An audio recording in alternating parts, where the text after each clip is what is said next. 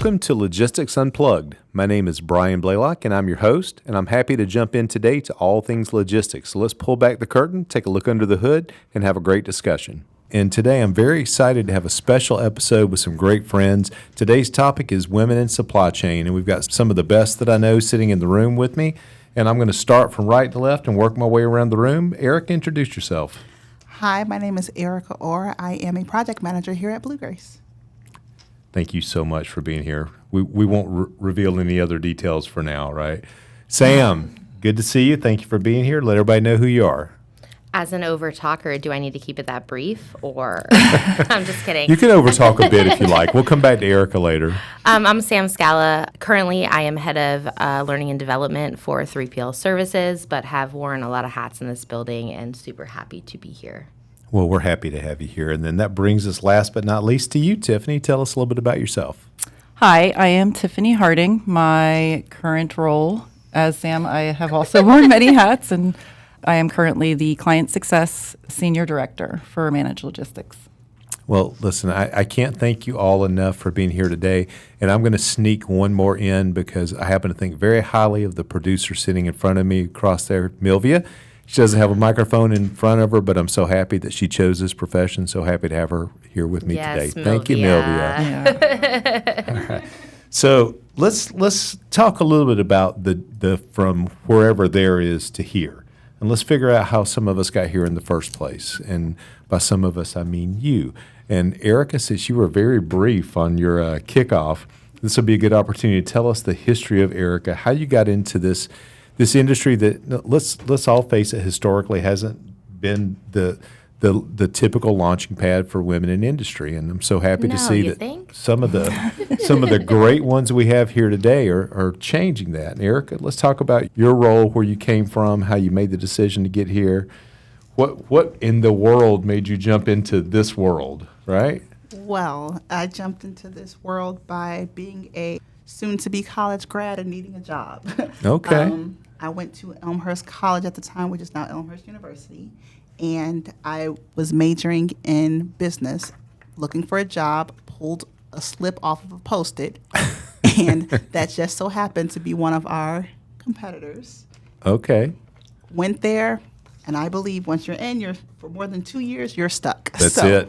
I've been in the industry now for 20 years, and like the other ladies, have worn many hats, from dispatching to customer service to procurement, pricing, analyst, everything you can name. So you stepped in the quicksand and it just absorbed you right in. Yes, and I ended up really liking it. Well, I'm glad you did, and I can't tell you how much your journey has helped me because I've learned so much from you over the years. So thank you for being here and for everything you do. Thank you. Sam, me and you sat down and done this a couple of times, hadn't we? Yeah, but I have to say, Erica, just real quick, she has literally helped me in so many ways at Blue Grace. So I want to just give her a round of applause real quick. Yay! Because, Thank you. even though I've been in the industry a long time, she's been such a mentor to me here. And I think that women, and Tiffany, you too, but women bonding together and figuring out how we can show strengths and weaknesses is a big thing. Sometimes I think in the corporate world, we don't always navigate it the right way. But I've been fortunate to work with both of you, and I'm really thankful for that, and it's a hard thing to accomplish. Oh, so Sam. I'll say that. Feeling same about you. Yes, absolutely.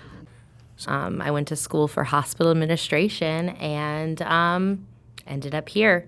Spent a lot of time in hospitality, had someone come in and say, hey, how do you feel about being on your feet for 12 hours? What if you could sit in a chair and call people and make more money for 12 hours? Sure, good. And I was like, sign me up. So I started at a competitor and worked my way up super fast, being a sales executive. If I was at Blue Grace at that time as a sales executive, I'd probably still be. I loved being an individual contributor. But I moved my way up into leadership. And then, honestly, when I came to Blue Grace, they were multimodal, which I wasn't used to. A split model, not just cradle to grave truckload. They had, a lot of LTL knowledge that I never got. So it was very addicting. And I was just again, I'll say niches and the riches, because I was just teach me every mode you have. And something about logistics is it's addicting. I like it. Once you're in, it's hard to get out. My husband's in logistics. It's it's kind of all I know at this point, but it was not my path. I thought I was going to be a doctor. Okay. But now I'm figuring out solutions, finding good ways to fix things, and honestly, just being able to teach new talent and really, like, this is a hard industry. I mean, I know that doctors are needed, lawyers are needed, but nothing moves if it doesn't move over the road. So Absolutely. it's very intriguing to me. Well said. Thanks, Sam. It's a great place for strong women. Yeah. I like it. And there's a lot of strength bouncing around this room today. And we're going to bounce it over to you, Tiffany. So tell us a little bit about, and thank you, Sam, for yours. And tell us, Tiffany, about how you wound up in this industry and maybe how you wound up here. But I'm always more curious about how in the world you got here. Was this what you were thinking? And Absolutely not. Absolutely I not. wanted to be a doctor when I grew up. I missed the mark a little bit. But Okay. yeah, no, I took a little detour. Yeah, I was a young mom, so I was fortunate enough to grow up in this industry. My late stepfather was the president of the Reading Traffic Club up in Reading, Pennsylvania. So he ended up hiring me. I wasn't a great employee at the time.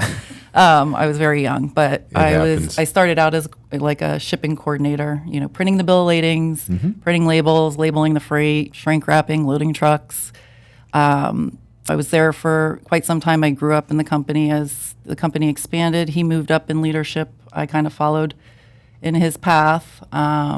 And then, unfortunately, that company closed down with the NAFTA TRA. And so I took a different avenue, and I went on the carrier side and worked for one of the major LTL carriers for some time. And I did outbound dock supervisor, inbound dock, driver planning, dispatch, you name it. The DOT physicals, that was always fun. Yeah. Yeah. Well, see, you thought you were maintain going to be all a of that. doctor, and instead you did physicals on it? Send them to go pee in a cup. Yeah. It's exactly like being a doctor. Right. I like how that worked out. Yep. And then I moved on from there when I met my ex-husband. And so then I went back onto the customer side. I was at another manufacturer as a traffic manager. Then I went to the 3PL side and worked for a different 3PL at the time. And now for the last 12 years, I've been at Blue Grace. And it's my favorite of all. There you go. Well, we're glad you made the journey. Glad all of you did. And I'm always curious how we make that look a little bit more like what we see in this room. How do we start seeing more folks that are looking beyond what's history and looking for things that are correct and right, and looking for ways to make things kind of balance that out a bit. Erica, talk to me a little bit about how that's changed in your eyes, at least, what you've seen, and how the industry's maybe improved and could use more. But how do we start getting a little better, and how do we open those doors to make sure that there are more women in logistics, more women in supply chain? Well, I think representation always matters. So as we go through different conferences and go to different meetings and go to different companies just to visit, you see more people who are starting to look like you, more women in leadership positions.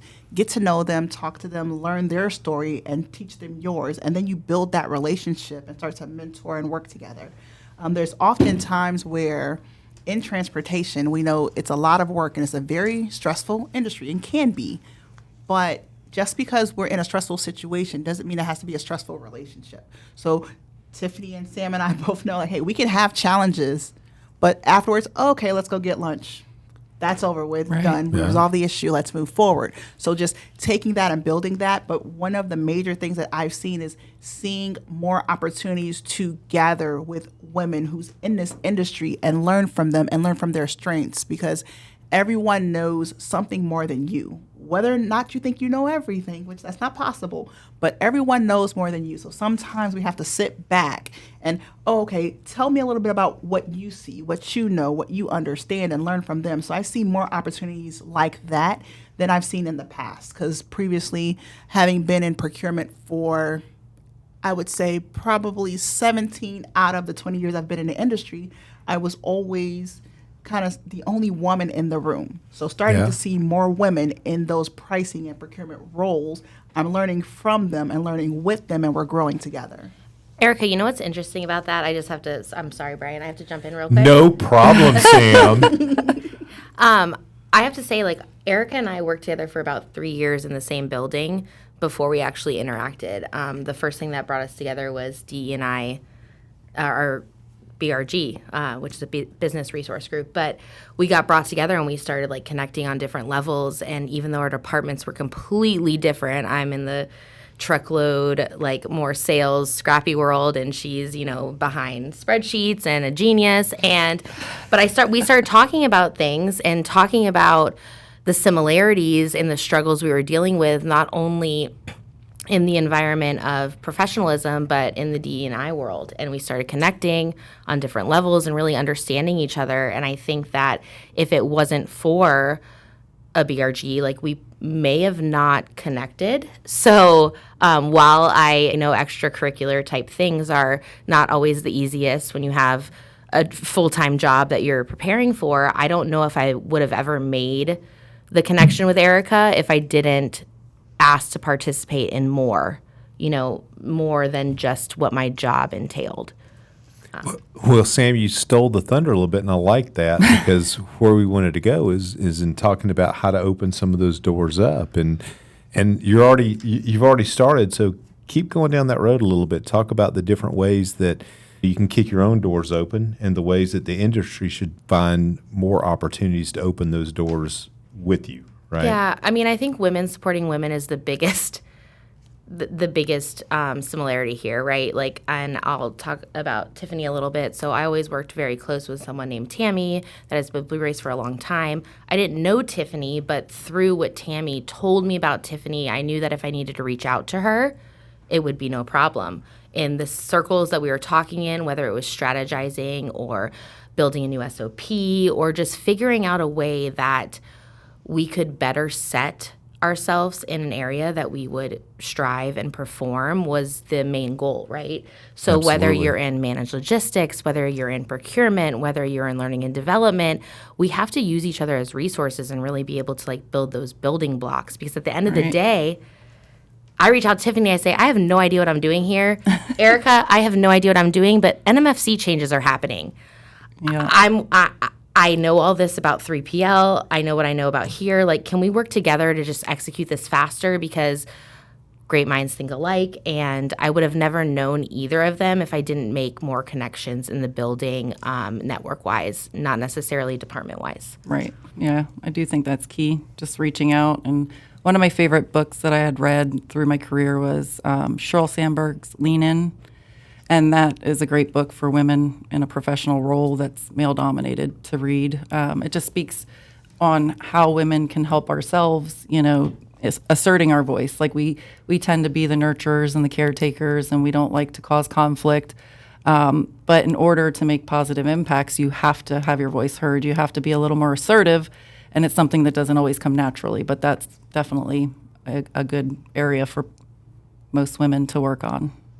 I like it. Well, since you started kind of picking up the ball and running with it, Tiffany, talk to me a little bit about the opportunities that you, like Sam mentioned, trying to get involved in other areas of the company, setting yourself into being part of other groups that, you know, sometimes it's not even part of the 8 to 5. Sometimes it's part of how you socialize different events, different activities, different things that other company members are involved with. Tell us a little bit more about that and how you can get yourself more invested in the company and in the business. I think one of the biggest impactful things in my career, which may have also been one of the things that got me in trouble the most in my career, was the failure to stay in my lane. I have a hard time. That's not just driving, right, Tiffany? Wait, have you not realized I have not been staying in my lane this whole conversation? I saw those flashing lights when you were pulling in the parking lot this morning. I thought that might have been related. Yeah. I've always been that way. I mean, I just have a mind that works and likes to learn and doesn't accept an explanation without the proof of why something occurred. So I do overanalyze everything in life and at work. So, being able to segment that, but learning and just reaching out and tapping into the resources that you have available to you in each area and just asking the questions, learning, thinking of ways that, if you think something can be done better, chances are it can be done better. So not accepting current state for what it is. If there's a better way, a faster way, a more profitable way, then those things need to be explored, and those are the things that I kind of obsess about. I love it. And I think a common theme from all three of you sounds like the ability to listen and learn that is not just important. It's a woman trait. Yeah. Well, hey, listen, and it's not one that should just help women in logistics. It's one that should help humans in anything. Right. Is every now and then learning to be quiet and listen. And Eric, I love where you started a minute ago with the not always being the smartest person in the room or not always feeling like that. I've always found that if I am the smartest person in the room, I'm in a bad room. So, Yeah. so learn how to go find the right resources. So talk to me about those resources. Talk to me about how to seek out ways to grow and develop professionally and this is personal, right? We're 8 or 9 hours, or that would be nice, right? If that was really true, significantly more than 8 hours a day with these groups of people. So how do we continue to grow professionally and personally in these roles? Particularly as a woman in logistics who stepped into an industry that maybe this wasn't that normal 10, 20 years ago, right? So the biggest thing that I live by right now is get comfortable being uncomfortable. A lot of times we are living in this box because we know inside this box, I know everything. I don't have to ask any questions. I could just put my head down and move forward. So what I started doing was I got comfortable being out of that box. I said, wait, I'm too comfortable here. If I can do this with my eyes closed, let me learn and try and do something different. So then I will step outside of that box. For example, a lot of people don't really realize that I'm actually an introvert. I am not an extrovert. A lot of people believe I am, but when I'm comfortable with you, I Seen you will on a dance open floor. up. Are we doing the 3 truths and a lie here, Eric? But I tend to sort of kinda believe that a sit little to bit. myself and be quiet. But being at Blue Grace for 9 years, this company has opened me up a little bit more. So I'll There you speak go. to people. But when I go to certain conferences, I'm like, oh, well, I'm going to go this way because I'm going to just go to my room because I don't want to be in large groups. But I'm starting to get more comfortable being outside of that zone. For example, having been in procurement here for 7 years, Yeah. stepping away from that, I had to get comfortable not knowing everything about that department and Yeah. raising my hand and say, hey, I don't know this. Let me learn this. Let me ask this person. Let me step here and kind of like Tiffany, let me get out of my lane a little bit. Let me go over here and see what this person is talking about, what this person is doing. It may not be my titled job, my titled role, but I can grow and learn from that.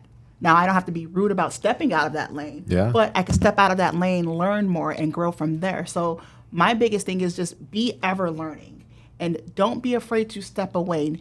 So now I'm like, oh, well, I'm good being uncomfortable. Every time I'm like, I know nothing about it. Great, let's do it. I'm going to learn it. I'll give myself a couple of weeks before I go start asking everybody questions and blowing their emails up. That is the definition of courage, Eric, is when you are really an introvert and nobody knows it because you are doing what you need to do in spite of that, and love seeing how invested you are in continuing to grow here in these doors. And I know that you did go into something new, and I think it took you about 18 minutes to have asked about 3 million questions to start knowing everything about that new role. So that's just how you are and how you're wired. And it takes me to where I want to go with our next topic. I think I could talk to you guys all day, and that's kind of selfish. Sorry, listeners, this one might be a little longer. But I think that leadership is a topic I wanted to touch on today. And I think a lot of people mistake what that means. I think some people think of that as role or title. I think that's about as far away from being leadership as it possibly can be. And I tend to think everybody in business is a leader. It's just where are you actually leading them to? And I love to watch what you guys do and the direction I see the people that listen to you and follow you, that they begin to head in. So talk to me. And Erica, you're on a roll, so let's keep going with you. Let's talk about leadership and what that means from your perspective and what it takes to be a leader, specifically in this industry, but in general. You are a woman in logistics in this world and in this broader world, but a leader's a leader, and I want to hear what your thoughts are on leading others. Well, my thought just on leadership as a whole is just understanding epistemic wisdom, which is just knowing that I don't know everything. And then I might be the subject matter expert here, but if I have a question here, go to the next person. And to me, being a leader is understanding that and knowing I might not know everything, but my direct report may know a lot more than me. So let me go learn from them. Because a lot of times people take their titles and, hey, I'm the leader. I don't have to ask you questions. I'm going to make this decision. So being a good leader is knowing when not to make a decision, when to make a decision, and when to just fall back and learn. And Yeah. I'm big on just kind of falling back and learning from anyone around me, regardless of what your title, your position is.